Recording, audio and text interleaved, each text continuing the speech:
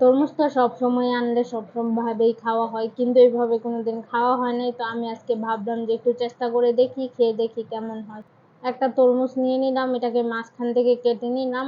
মাঝখানে 4 ভাগের 1 ভাগ আমি নিব। 2 টুকরা করছি ফার্স্টে বড় তরমুজটাকে, তারপর এখান থেকে করে 4 ভাগের 1 ভাগ আমি নিয়ে নিলাম। এখন এটাকে আমি ছোট ছোট পিস করে নিব, পিস করে একটা প্লেটে ঢেলে নিব।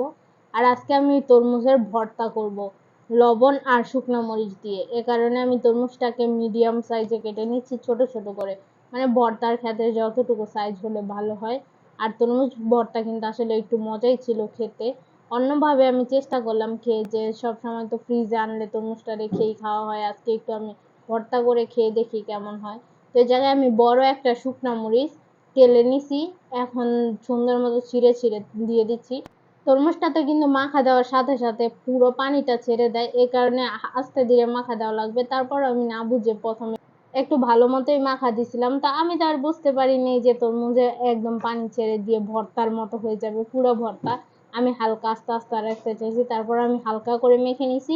দেখুন তরমুজের কালারটা কত সুন্দর আসছে, আরো বেশি লাল লাল হয়ে গেছিল মরিচের গুঁড়ার কারণে। আর খেতেও আমার কাছে ভালো লাগছে। চাইলে আপনারাও একবার চেষ্টা করে দেখতে পারেন বানিয়ে, আপনাদের কাছে কেমন লাগে।